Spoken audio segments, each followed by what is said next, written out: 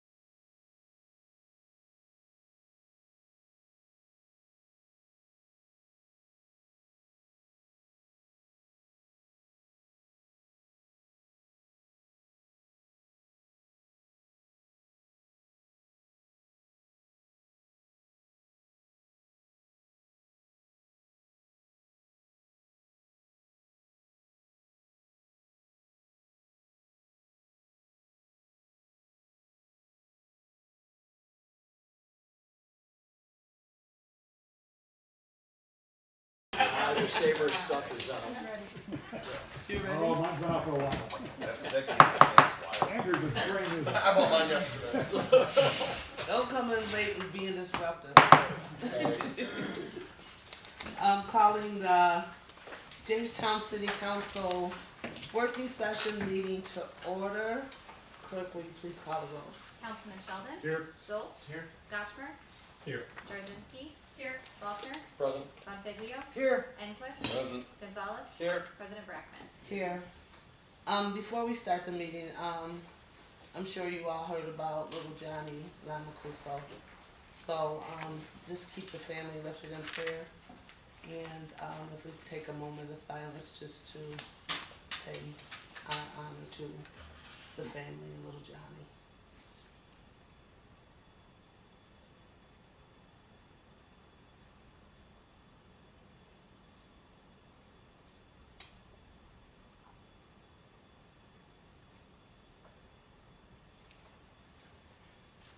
Okay, thank you. Alrighty, is there anyone from the public that would like to address the council this evening? If so, state your name and your address, and please limit your comments to 5 minutes. There's no one that would like to say anything in the council tonight?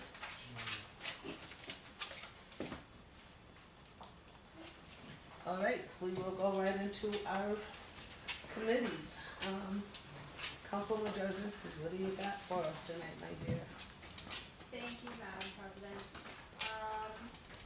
We had 2 members of the public speak to the council just over concerns over various condemned houses that are on various parts of the city, various stages of are they able to be refurbished or are they gonna be on the, list to come down?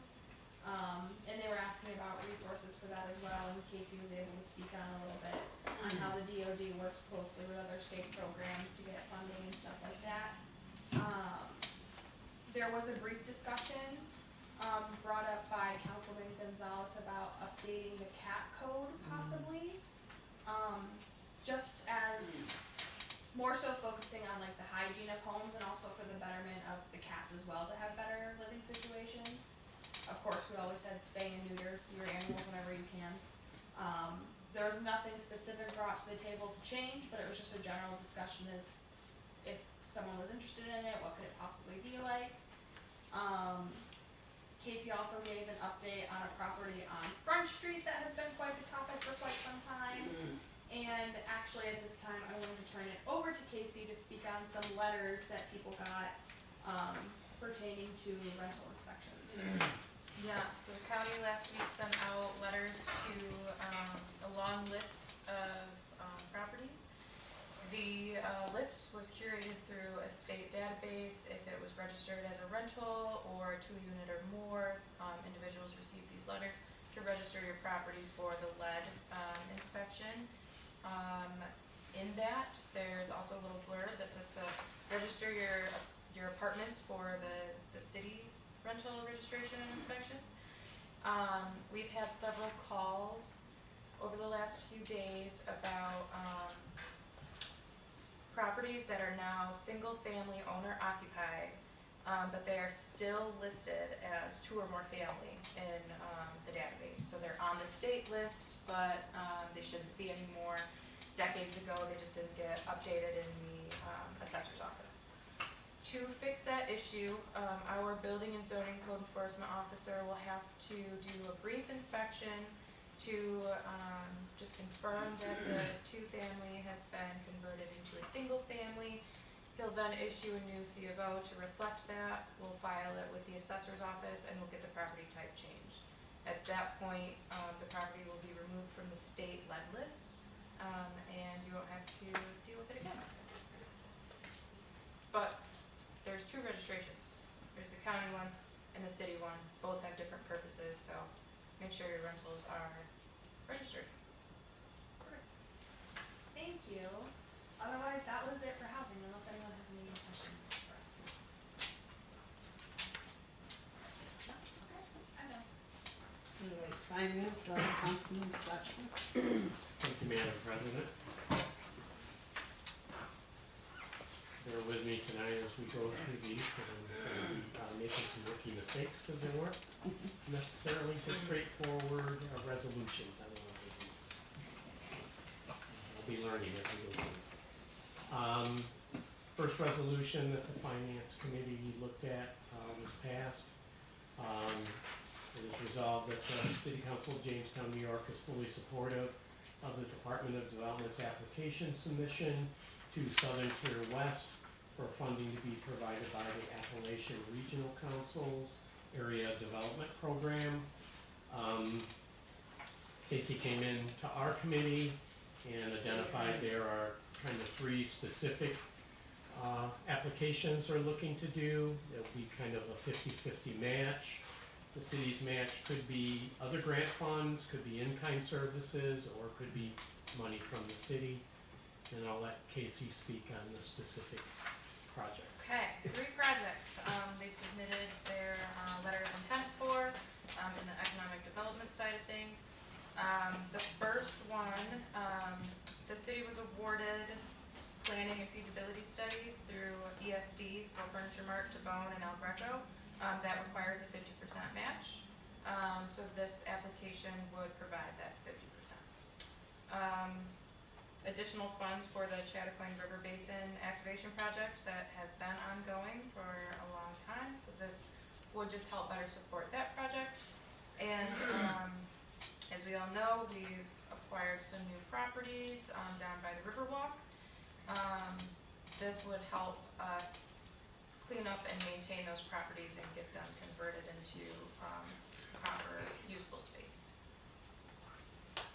So all letters of intent are being submitted. And then if the letters of intent are selected, then they can move forward with an application. Thank you, Casey. You're welcome. Resolution 2, which passed,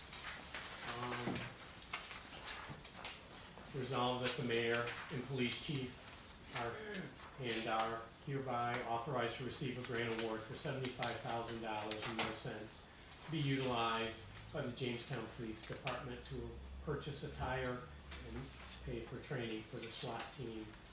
There will be no additional funds needed from the city for this. Resolution 3 also has to do with police department, and it passed.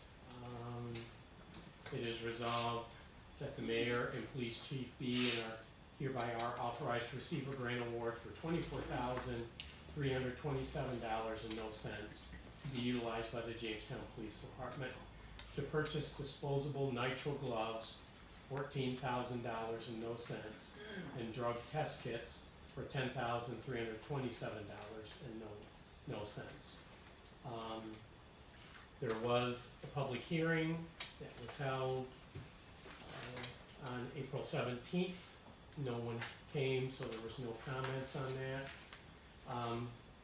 From what I've been able to ascertain, the funds from this grant have been used for a variety of different things over the years, so that was what was identified as the needs for this year. Resolution 4 also is in Public Works, and I'll kind of let people from Public Works speak to the specifics and kind of focus on the financial part from our end. Resolve that the mayor be and she hereby is authorized to execute an agreement between Winning Tree LLC of Ellicott, New York for concrete work, which would be miscellaneous right-of-way construction, for the total bid amount of $255,250.00, subject to the approval of Corporation Council as to form. And this project is being funded through CHIPS funds. Mark, I don't know if you'd like to speak to this or wait until we've kind of covered the other. I can just talk about it quickly. So this contract is basically, if we're doing a mill and pave or a different construction type on the street, and we feel that there's a little bit of curb, a little bit of sidewalk, we can do in conjunction with that. This allows us to not have to put out a separate contract. It's just miscellaneous concrete work through the city. Thank you. Resolution 5, which also passed, that the mayor be and she hereby is authorized to execute an agreement with Junior's Design Build Firm, LLC, 7804 Bly Road, Eden, New York, for ADA sidewalk ramps 2026, based on bid opening April 15th, 2026, in the following amounts. The total bid amount of $158,425.00, subject to the approval of Corporation Council as to form. Again, this is being paid out of CHIP funds. Again, Mark, I'll let you give more of the details. So any street that we need to be reimbursed through CHIPS funds, the ADA ramps on that street have to be up to current standards. So this is a yearly contract that we do, where we go around and we update the ramps at the corners of the street to current standards on any street where we've done work. Thank you. Resolution 6 passed, and Erica had given us a heads up on this last week about the increase in the cost of the repair to Fire Engine 5. So it's resolved that the mayor and Mark Retzer Jr., PE, Acting Director of Public Works, be and they hereby are authorized and directed to allow for an in-engine overhaul of Jamestown Fire Department Engine 5 by Ascendance Truck Centers, 6100 Wattsburg Road, Erie, Pennsylvania, for a total amount not to exceed $24,021.28, to be paid from the contingency fund, subject to the approval of Corporation Council as to form. I don't know if either one of you want to give any details on the truck. Just, led to more, once they tore into it, more damage than expected. Initially, we were at $12,000, $11,000, and trucked up. It was just a major overhaul, really. We haven't used any yet, have we? Contingency? So we have the full, We're at 350, 350. less this. so we've done about 320. Okay. It's close. Next one, number 7 is identified as an informational report. It shows up under other committees. In terms of the finance committee, it's basically could generate some additional revenues that would support the continued oversight and administration of work in the city's right-of-way. To me, I guess I would leave it to the public works people to talk more in depth about changes in the code. Because you guys probably have more knowledge about that than maybe from finance. So, number 7, whenever a contractor is doing work in a parking lot, we require them to get a right-of-way permit through us. That allows us to check, the existing drainage in that parking lot, if it needs more, or any landscaping or trees additionally that we've planted around that parking lot according to the city code. Last year we found we were getting a lot of questions about, we were making someone get the full $100 permit just to do patching. And we felt that that was, or there were contractors who were doing patching and not getting permits. And they would say, well, we've never had to before, this or that. So this kind of just cements it. If you're doing patching, it's $25. It at least gets that project on our radar so we can take a look at it. It also requires the contractor for all parking lots to submit a little bit of a better site plan than what we're typically getting. A lot of times it's just a Google map with some Sharpie on it. We're asking for some dimensions and basically a record of what they're planning. You tell us what you're planning to do in writing. So then we're able to go check it easier as well. What's the threshold for patching? If there's like a pothole and they're throwing some cold patch in it, do they need a permit, or is that like? Yes. Okay. So typically these are larger parking lots, right, that are gonna go out and do patching. So if it's under 1,000 square feet, then yeah, it would require a permit.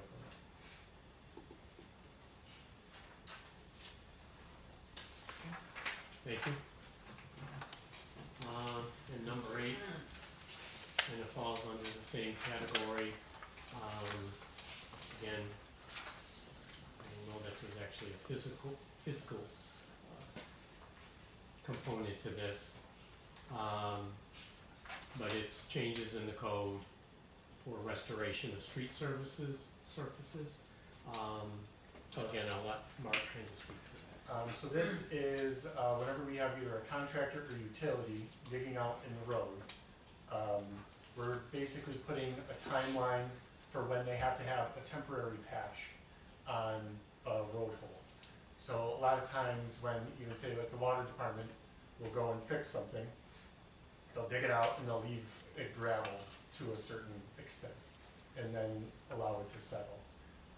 We found recently with certain utility contractors, not the BPU, but certain utility contractors, they're leaving them open for much longer than we would like. So this allows us, we have a date that says you have to have it done by this time. If you don't, the DPW is gonna fix it, or put in a temporary patch. We're gonna charge you to put in that temporary patch, and then we're also gonna fine you on top of that. The final patch is, or the final repair is still the responsibility of the contractor. And this is also removing some old language from that section B, where it says the Department of Public Works shall repair the pavement. That hasn't been done in a long, long time.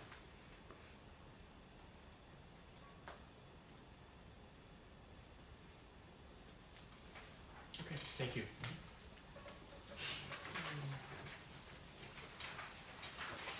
Resolution number 9 will be for local law, it's not a resolution, but for local law number 2 of 2026. I guess I'll look for some guidance on this in terms of You want me to read the entire change, or, you know, Elliot? I can speak to it. Yeah, Elliot spoke to it in finance, so I'll turn it over to you. Alright, so specifically,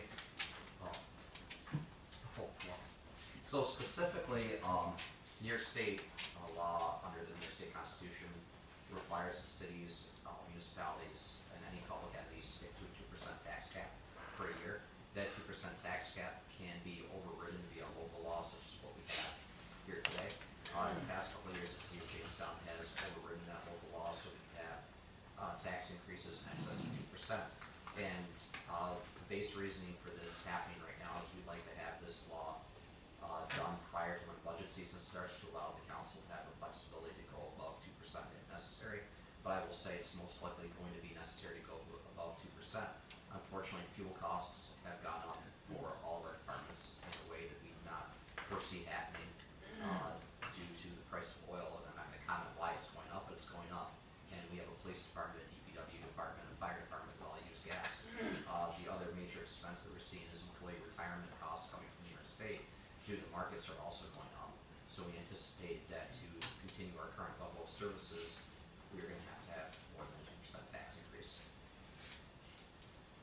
We are already at 85% of our constitutional limit. In the past, Jamestown's been at 99% of that constitutional limit. So I will say we're doing better than we had in the past, but once again, costs continue to increase. In this local law, we'd like to address that now so we can account for that when we're doing the budget planning, rather than having a back and forth come November when we're scrambling. And also does not lock us in. If by some chance we don't have to use it, we don't have to use it. It's just, but if we have to use it at the time of the vote, because it's a local law, you have to enact it in far enough in advance to be able to do that. So by doing it now, it just takes it out of the way in case when the budget is done that it is above the 2%, or we've taken care of that. Again, it doesn't necessarily lock us in to say we're definitely going to use it, but if we have to, we have to. And this gives us the opportunity to do that if it's necessary. Kim, you want to add anything to that? No, I think we're all seeing it in our personal lives. We're concerned about it going forward. I will say, Elliot and Erica and I have talked extensively, and this is something we've done in the past few years where we know some big expenses are on the horizon and have the potential to swing us, but that doesn't mean it will.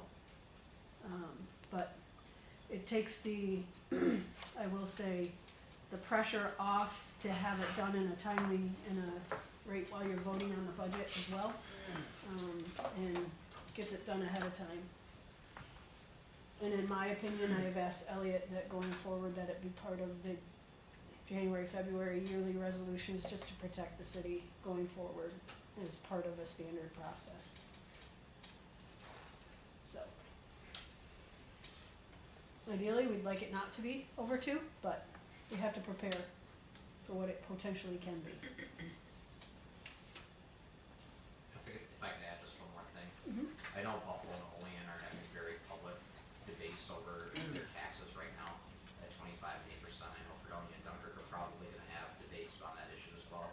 I'd rather, we handle this now and in a transparent manner and try to avoid that ugliness as those communities are going through that.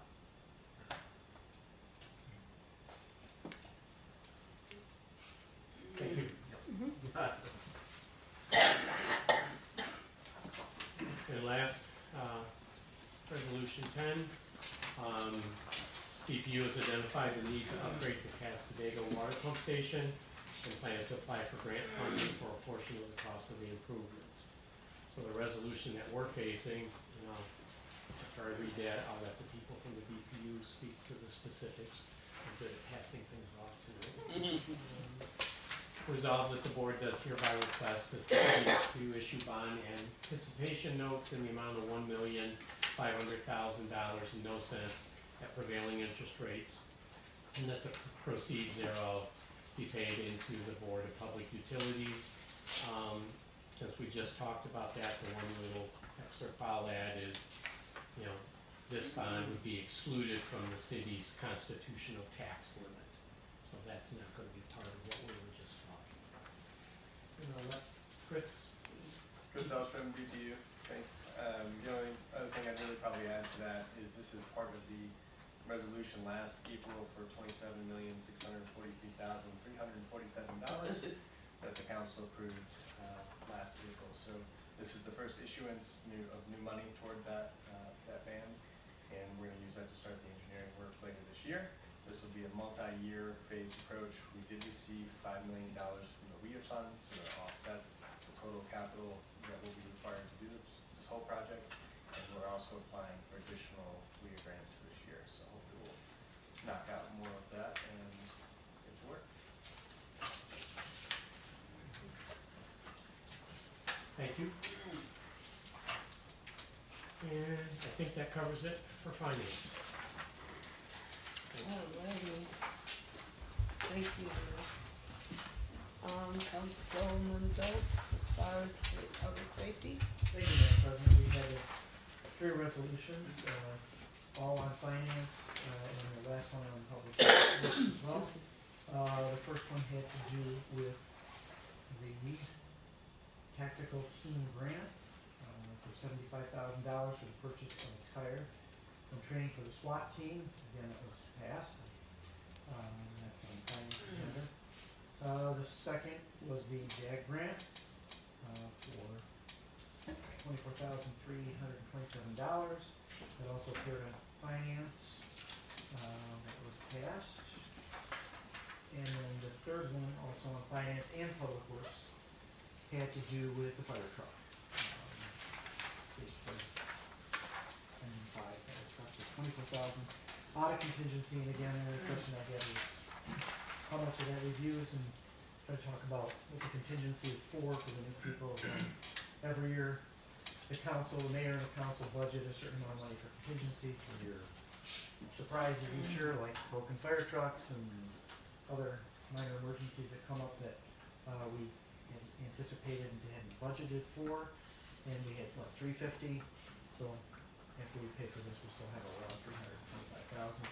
And at the end of the year, any of those funds that are not allocated or spent then get pushed into help pay off any of the shortages and what they call the over and under at the end of the year, or also to purchase other pieces of equipment if need be, instead of putting it in the 27 budget. Correct? Anything I want to add to that? I think it was good. Very good. All right. Just a little lessons from the new people. So. We also had the ordinance, local laws about the fees and the patching, and that passed, as well as the right-of-ways in the roads for the utilities, that passed as well. And then the 2% tax cap, which was also discussed. The local law, again, that will be read this month, next week, and then it'll be automatically tabled for a month, and then voted on in May. And then another reason why I plan to get it ahead of the game and enacting it in preparation for the possibility. And then we also had 4 different event reports, special event applications. The Labyrinth Summer Music Series will be held on various dates from May to September on the top landing step of the building's front staircase on the Labyrinth property. Happen from 4 p.m. to 9 p.m., including setup and teardown, with brunch performances ranging from 10 a.m. to 5 p.m. So various dates throughout the summer at the Labyrinth in Brazil, on 4th Street there. That passed. Also, the 3rd Thursday of the month, May, June, July, August, September. This will be on 3rd between Main and Spring Street, and that replaces the one that was on Winter Garden Project. So it's the same thing, just in a different location throughout the winter, the summer. And then the other special event application, Tarp Skunks, they have 3 fire work dates. Friday, May 29th, I believe, is the opening date. July 3rd, which is celebration of the 4th. And then their final home game, which is Saturday, July 25th. So it's 1 additional one. They usually do 2 this year. They're going to do 3. So opening kind of in the middle and closing. So, passed.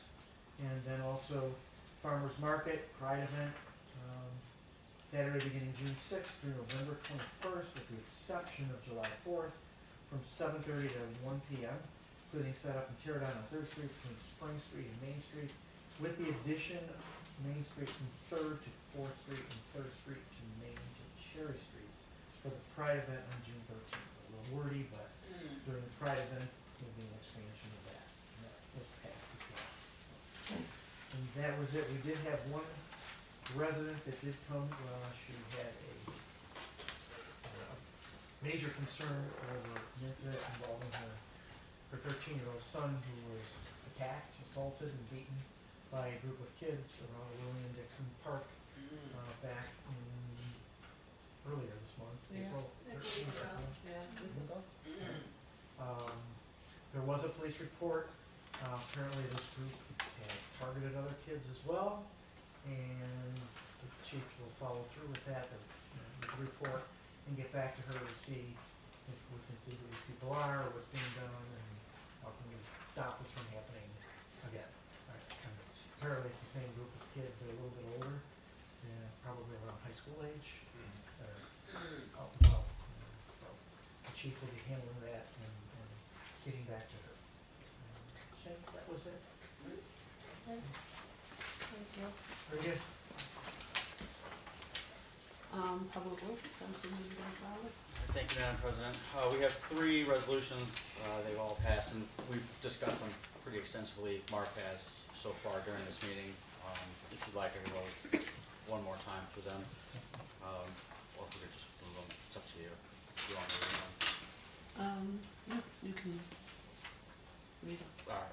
So first resolution, that's going to be resolved, Mayor is hereby authorized to execute an agreement between Winding Tree LLC of Elkett, New York for concrete work, miscellaneous right of way, total bid amount for $255,250, subject to the approval of corporate council as to form. This project is going to be funded through CHIPS. Resolution number 2, the mayor is authorized to execute an agreement with Junior Design Build Firm LLC out of Eden, New York, for ADA sidewalk ramps 2026.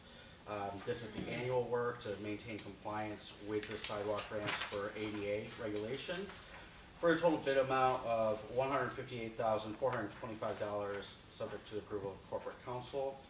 And the last resolution was resolved that the mayor and Mark Rosler may hereby authorize a direct for in-engine overhaul of Jamestown Fire Department engine number 5 out of Wattsburg, on Wattsburg Road, Erie, Pennsylvania, for a total amount of $24,021.28, which all that approved from us. And then we had a discussion about the permitting and making sure to clear up some of the language with the code moving forward, so that it's less wordy, I suppose, less wordy and more concise and strengthens it for people that are doing the work. That was about it for, and the list, this is the one that I was excited about. There is a list, hopefully we'll be getting it out to the public, of where the works are going to be occurring within the city limits throughout the year. There's more to come on that, but the list, the original, or the first draft is on the way. Okay, great. Can I get that list? All right, is there anything else from any of the committees? Alrighty. Mayor, do you have any? I do not have anything for open session. I do have 2 items for executive section with no action to be taken. One under contract negotiations and the second under potential litigation. Elliot, who do you want here for either one? I would like